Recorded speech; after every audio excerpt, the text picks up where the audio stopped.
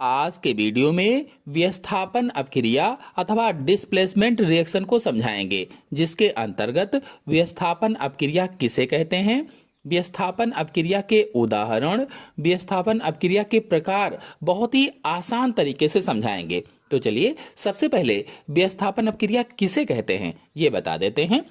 तो वह रासायनिक अपक्रिया जिसमें अधिक क्रियाशील तत्व किसी यौगिक में से कम क्रियाशील तत्व के परमाणु को विस्थापित करके स्वयं उसका स्थान ग्रहण कर लेता है, विस्थापन अभिक्रिया कहलाती है।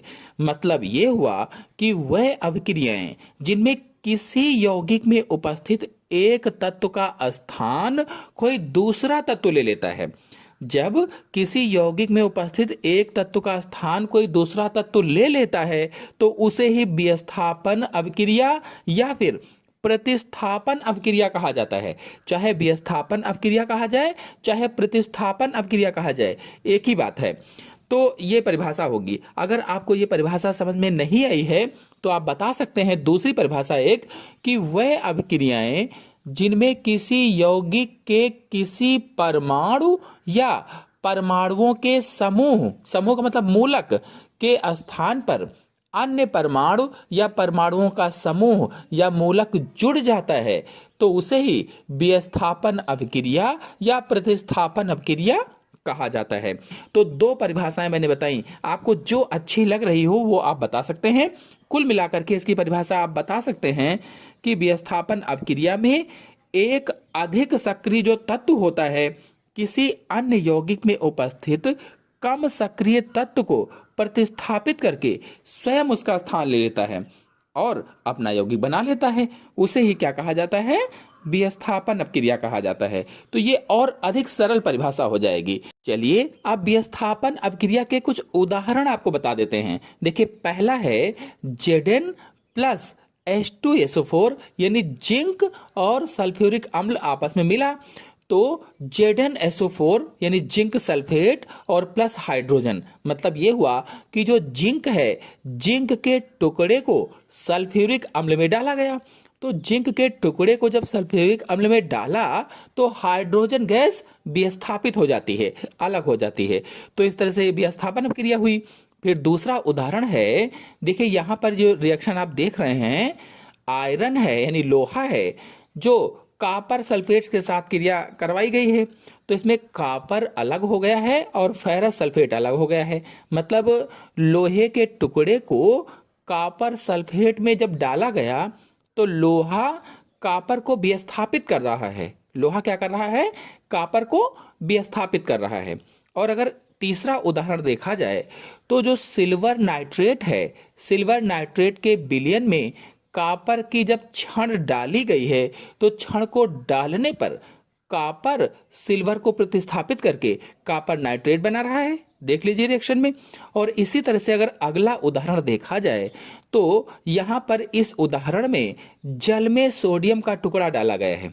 सोडियम जो है ये जल में डाल दिया गया है तो हाइड्रोजन का प्रतिस्थापन हो गया है जिससे सोडियम हाइड्रोक्साइड बन गया है इधर।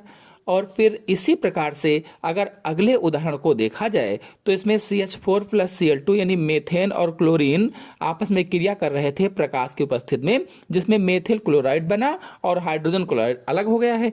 मतलब ये हुआ कि मेथेन अणु में उपस्थित जो हाइड्रोजन परमाणु है क्लोरीन परमाणु को विस्थापित कर रहा है या क्लोरीन परमाणु द्वारा विस्थापित हो जाता है, सीधे से कह लीजिए। तो ये हो गए कुछ विस्थापन अपक्रिया के उदाहरण। चलिए अब विस्थापन अपक्रिया के प्रकार देख लेते हैं। तो देखिए विस्थापन अपक्रिया मुख्य रूप से दो प्रकार की होती है। कौन कौन से? नंबर एक एकल विस्थापन अपक्रिया और नंबर दो द्विविस्थापन अपक्रिया। अब इसमें से पहला है एकल विस्थापन अपक्रिया। तो वह अपक्रिया जिसमें एक या अधिक सक्रिय तत्व अपेक्षाकृत कम सक्रिय तत्व को उसके यौगिक के विलयन से विस्थापित कर देते हैं उसे ही एकल विस्थापन अपक्रिया कहा जाता है। यानी एक या फिर अधिक सक्रिय तत्व जो हैं वो अपेक्षाकृत कम सक्रिय तत्व को उसके यौगिक के विलयन से विस्थापित कर दें तो उसे ही एकल विस्थापन अपक्रिया कहा जाता है। जैसा कि आप यहाँ पर उदाहरण देख रहे हैं, आयरन और कॉपर सल्फेट जब इनका रिएक्शन करवाया गया तो आयरन सल्फेट बन रहा है और कॉपर अलग हो रहा है। इसी तरह से द्विविस्थापन अपक्रिया में वह अभिक्रियाएं जिनमें अभिकारकों के बीच आयनों का आदान प्रदान होता है, जो अभिकारक होते हैं उनके बीच आयनों का आदान प्रदान होता है, उन्हें ही द्विविस्थापन अपक्रियाएं कहा जाता है। जैसे देखिए ये जो उदाहरण आप देख रहे हैं ये सोडियम सल्फेट और बेरियम क्लोराइड है, और फिर इधर बेरियम सल्फेट का अवक्षेप आया है सफेद सा और सोडियम क्लोराइड बना है, तो ये द्विविस्थापन अपक्रिया हो गई है। तो इस तरह से आज के वीडियो में मैंने आप सभी लोगों को विस्थापन अपक्रिया समझाई। आशा है आपको अच्छी तरह से समझ में आ गई होगी। समझ में आ गई हो तो वीडियो को लाइक कीजिए, और यदि अपने दोस्तों में शेयर नहीं किया है तो शेयर भी कीजिए। चैनल पहली बार आए हैं तो चैनल को सब्सक्राइब भी कर लीजिए। धन्यवाद।